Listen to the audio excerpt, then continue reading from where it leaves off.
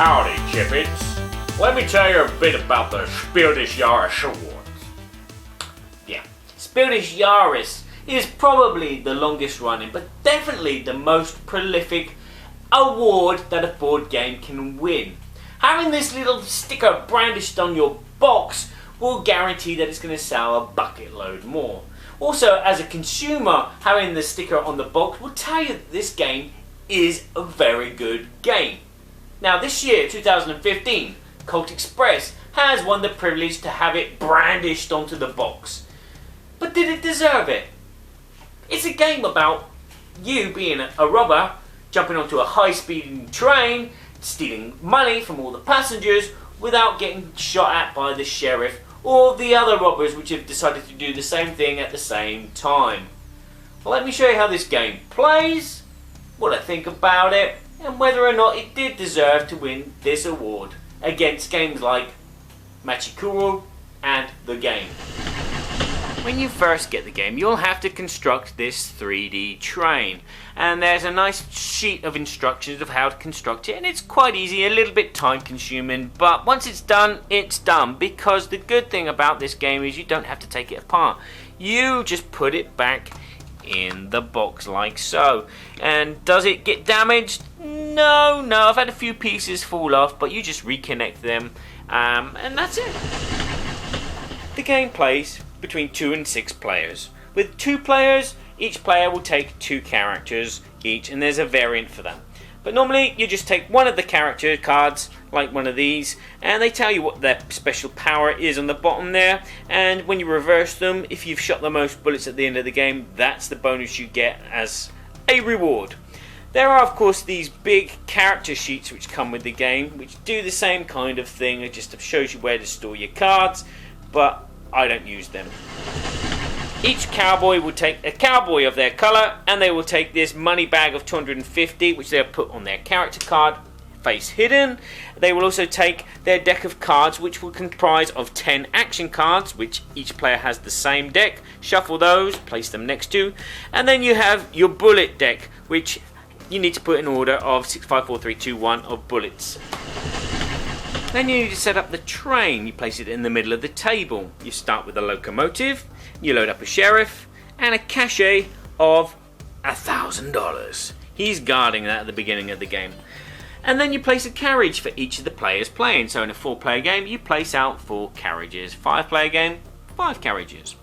Each carriage has a different amount of loot. You need to have a look inside. This says 3 money bags. There's a bunch of money bags here, as you can see, and they range from about $250 to $500. Now you don't look at them, and you place 3 of them in the carriage like so.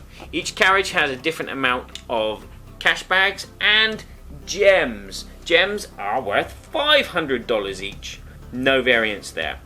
Once that's done, you start with the first player. You place the first player in the back carriage. The second player will go in the second carriage. The third player will go in the first carriage, and the fourth player goes in the third, and etc, etc, fifth and then sixth. Then you're ready to play. The game is broken into 5 rounds, and you'll need to construct these rounds with these decks of train cards, which are the route of the train. There's some stop cards. You take one of these at random and place it down. Then you have these 2 decks of cards here. This one's for 2 to 4 players, and this one's for 5 to 6 players. And then you'll choose 4 cards from the deck of the number of players. So in a 4-player game, you'll take 4 cards from here, and that will be your story. These cards in the box. Each of these 5 rounds will be broken into 2 phases. The first phase is the scheming phase. This will be where you'll be planning out what you're going to do with your robber. Is he going to go there, there, and there? And you'll be playing cards and setting up a program, so to speak. The second phase is the stealing phase, where they actually will be moving according to the cards that you've played, and that's where the fun begins. The starting player will start with the round deck in front of them. They will take the top card off and reveal it like so, and this will tell players how many cards they're going to be playing on this round. In this case, 1, 2, 3, 4. 4 cards are going to be played on the scheming round. And then there will be an event which will happen on the stealing round after all the events have taken place. All the players take 6 action cards from their action card deck and place them in their hand. They are then ready to play. Starting with the start player will choose an action card and play it into the center of the table. Then all the other players will play a card on top, depicting what action they're going to do first. And then we go to the second card. Now, you don't have to play a card. If you wish, instead of playing a card, you can draw 3 more cards into your hand. This will come in useful later on when you start getting bullet cards into your deck. Because bullet cards, they don't do anything. They're not an action. They're just an extra card in your hand which does nothing. So when you're drawing 6 and you draw 3 bullet cards, you'll find yourself limited to what kind of actions you can do. So in this case, Belle has chosen not to play. So then player 2, player 3 and player 4 will all play a card into the middle of the table too. This symbol here for the third card means that the train's going through a tunnel, so you can't see what actions are being taken place. So each player will then play a card face down. Wow, interesting stuff, huh? And then this symbol here tells players that what's going to be happening is that the round is going to go the other way. So starting with the first player, play a card like normal, but then player 4 will play next, and then player 3 will play next, and then player 2 will play next. That concludes a scheming round. Now there are some other cards, like this one here, which has this symbol here of 2 cards joined together. What that is basically a case of, on this round, you play 2 cards at the same time. Again, any player can decide to maybe pick up cards from their draw pile for one of these cards and then play 1 card for the other card. Totally up to them. So that's the scheming round complete. What you do then is you take this deck of cards, you turn it over, and you start the stealing phase. The train is now rolling, like so. And what you do is when you turn over the first card, it tells you what action and who is doing it. So in this case, pink is Belle. Belle steals whatever is lying on the floor. So as you can see, there's 3 gems, so she takes one of them and puts it onto her character card. Afterwards, we have Cheyenne. She is going to punch. Now when you punch, it needs to be someone in the same room as you, so she couldn't punch any of these 2, so she's going to have to punch Ghost. And what will happen is when you punch someone, they drop whatever money they have on them, not all of it, just 1, and Ghost only has 1.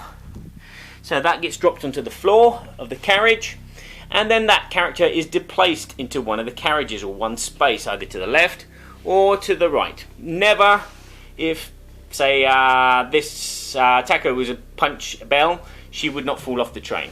She could only move into this carriage here. So Cheyenne decides that she's going to make life fun and punch him into there. Okay. Cheyenne has a special power. Whenever she punches someone and they drop the money, she immediately catches it.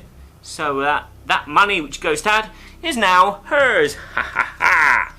Next we have Taco. He's decided to move up or down. So if he's in a wagon, he moves up onto the roof. And if he was on the roof, he'd move down into the wagon. Then Ghost steals. Oh, that worked out pretty well. He takes a gem and puts it on his character card. Yes! And as you noticed, his first card was the other way round. Because his special power is the first card he plays, he can play it as if he was in a tunnel. Because no one can see what he's doing. Afterwards, we have Belle. Belle decides to move left or right, so she can move 1 space left or right in a wagon. If she was on the roof, she could move up to 3 spaces, but she's not. Next we have Cheyenne. She's going to steal, and there is 1 money bag left, so she steals that, puts it on her card. And then we have Taco. Taco, he's going to shoot. He can shoot left or right, and there's no one to shoot on top of the train. If you're on top of the train, you can shoot the whole length of the train. But if you're in a wagon, you can only shoot to the wagon next to you. Okay, so there's a special power that Taco has. He can shoot up and down, as well as left and right. So he can shoot Ghost. What he does is he takes his top bullet card, which is the 6th bullet, and he places it on the deck of Ghost, his action cards. So that becomes a bit blocked there for him.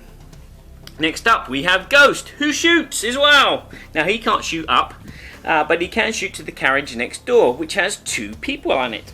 Now this is where it becomes fun as well, because Belle has a special power.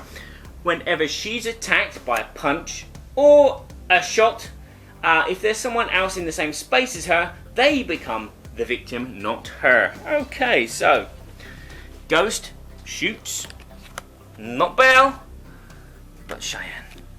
Ta-da! Okay, next up we have Belle. Belle steals, but there is no money to steal from, so she's basically wasted an action.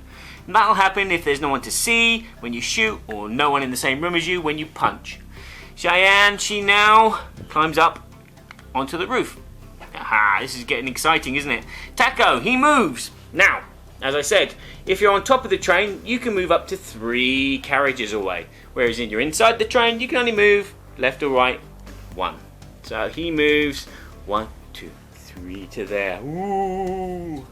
Next, Ghost. Ghost has played a sheriff card. What a sheriff card does is it moves the sheriff 1 space left or right. Right? He protects the passengers, so he will never, ever, ever go onto the roof of a train. He will always be in the carriage, and he protects these innocent people who are invisible. Next up we have Belle. Belle shoots. Belle can only shoot, no one there. Oh, she can shoot Ghost, who's there. So, bullet card into Ghost's pile. Next up we have Cheyenne. She shoots, and she can shoot Taco, who's over here. So, Cheyenne, 1 bullet onto Taco. Oh, yes. And then Taco moves down. Ha ha ha ha. This is where the fun starts. The sheriff's in there. So Taco, he has to move down because he's chosen that as his action. Oh, there's the sheriff there. The sheriff will protect the passengers and shoot Taco. There is a deck of bullet cards, which are the sheriff's bullet cards. And you just basically take one of those and then put it into your pile if you get shot. And because the sheriff's in there, you have to run away and climb back up onto the roof. Now this can really knock your actions up. And then finally, Ghost decides to climb up onto the roof like so. Haha. Now, that is the end of the stealing phase. Now, it depends on the story card that you have. So like for this instance, this card here, it says that anyone on the roof will be knocked back to the last card. So Taco there and Cheyenne will be knocked back onto this wagon here. Some of the other cards, like this one here, this says that the train puts the brakes on, and so everyone will move forward 1 space. Ooh. You have another one here which says the sheriff at the end of the round, he will drop another cash of 1,000 spondoolies in whatever wagon he's in. So there'll be another one there, so there's even more money. And there's other story cards as well, which do different things, like makes the sheriff shoot or move. And so that completes 1 round. At the end of the round, you sort out the cards like so, and then what you do is you give them back to the players. Now there's 2 different ways that this will happen. You either give them back to the player, and they either put them into their deck, shuffle their deck, and then draw the next 6 cards. Or there's the experience version, where you keep the cards in your hand that you have left over from the round. Your cards that you've just played go into a discard deck, and then you draw up immediately. So if you've been shot, you'll draw immediately bullet cards into your hand, blocking your hand. And again, once your draw pile's gone, you take your discard pile and you shuffle it, and that becomes your new draw pile. There are two other characters in the game. Doc, who's blue, his power is basically he draws one more card at the beginning of each round, so it's 7 cards each. And then there's Django, who when he shoots, he has the same kind of effect as a punch. You knock that character back 1 space. After all the rounds are played, players will look at how many bullets they fired. The person or persons that have fired the most bullets will gain the $1,000 reward. And they also count up all the money that you have on your character, and the player with the most money is the loser. No, the winner, sorry. And that's the game. What do I think about it? So to sum up, Colt Express is a board game that everybody should vote to be the Spiel des Jahres winner. Oh yeah, it's already won. Yes! Out of all the games nominated for the Spiel des Jahres, this one was I believe, the deserved winner. This was the game that felt like it was a game, unlike the others. For example, this Machikoro Miniville. It just felt like I was in a bingo hall waiting for my numbers to come up. And the game just felt like I was playing solitaire at a table. No discredit to these two games. They do have some interesting things about them, but out of the 3 games, Colt Express was the obvious winner. The rulebook was pretty easy to read. It was a little disjointed in places as it jumped about and wasn't like structured very well in places. But you could understand it after you'd read the whole thing. You'd go back and go, okay, so that goes with that bit there. The card art and the components, as you can see, are all very beautiful. Now, if you think this is a 3D train, would it have been any different if this game was just a 2D board game? And for me, I would say possibly no, because it kind of swings on roundabouts. With this beautiful aesthetic 3D-ness, the game shines. But when you're moving pieces around, things get knocked over. Sometimes money bags fall out and then reveal themselves. And it's a little tiny bit finicky. Whereas a 2D version, it'd be a flat plateau and then you just move about and there wouldn't be that finickiness. But at the same time, you lose the aestheticness and the beauty. The gameplay is fun. There's this lovely kind of logical programming where you're playing the cards, and then there's also this memory game of having to remember what cards have been played and imagining what players are going to do. And there's the other thing, the third thing is the mind reading. When a player moves, are they going to move left or right? Okay, yeah, they put a card face down so you can't see what it is. What are they doing? Are they moving the sheriff? Are they shooting you? So there's those 3 elements. There's the programming logically, there is the thinking about what the other players are doing, and then there's the memory aspect. 3 really nice, intricate systems in this game. And that's what shines. And then there's the 4th thing afterwards, which is the chaos when these programs go off. And now this game has the Spiel des Jahres approval on it. Does that mean that you should go out and pick it up and buy it? Well, I'm going to say no, because there's going to be 50% of you that like programming games and like chaos, like there is in Galaxy Truckers. And then there's going to be the other 50% of you that like games which are, you've got a good chance of winning and not so random, and you've got control. So this game is a 50-50 split. This game is more for families. This is a great game for kids. I can see that they're going to be kids when they grow up. They're going to have really fond memories of this game. Like when we were kids, we have really fond memories of Connect 4. Yeah. Yes, the game can be thinky. You can get really deep involved with trying to remember what cards have been played and trying to strategize what the other players are playing. Or you could just go into it very lightly and just go, well, these are the actions we're going to do. I'm just going to play my cards and see what happens and watch the carnage afterwards. Carnage, good word. But there is control in this game. I mean, I said there's not control, but there is control. And there is a little bit of non-balance in the character's powers as well. It even states in the rule, in the 2-player variant, where each player takes 2 characters each player should take this character and that character. It says that in the rules, which means that not all the characters are equal or very well balanced. But saying that, when we've played a 6-player game, there was one game that I steamed ahead after round 3. I managed to grab 2 of the caches, so I had 2,000 plus some other gems and bits and bobs which I've grabbed because everyone else was fighting with each other and things like that, and I managed to steal it all. And then in the 4th round I got attacked. Everyone ganged up on me. So there is that element of the characters are unbalanced, but at the same time, if the players change how they play the game and work together or not work together, or say, look, don't pick on them, the game kind of balances itself out, kind of cosmic encountering. Jumping back to the 2-player variant, it's not a very good variant. It doesn't work that well at all, because you're basically having 2 characters. You take 1 action of each from each of their decks and put it together to make 1 deck.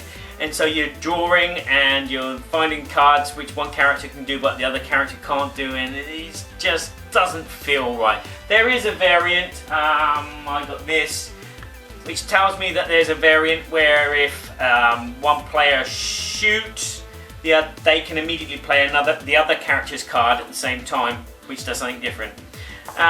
Very interesting, this sheet of paper. It's telling me that there are 3 expansions coming out. Yes, 3 expansions. There's one expansion which is called Marshals and Prisoners, which is coming out in February 2016. There's another expansion called Indians and the Cavalry, which is coming out in October 2016. And then there's another one called Horses and Diligence, which is coming out in October. So that'll probably be present. So if you like fun family games which have chaos and a bit of memory and programming, this game is perfect for you. But for those of you who don't like some of those little elements, this game is gonna be something that you're gonna take your posse somewhere else and down a corral and shoot some cattle and lasso something or other. Yeehaw. Woohoo.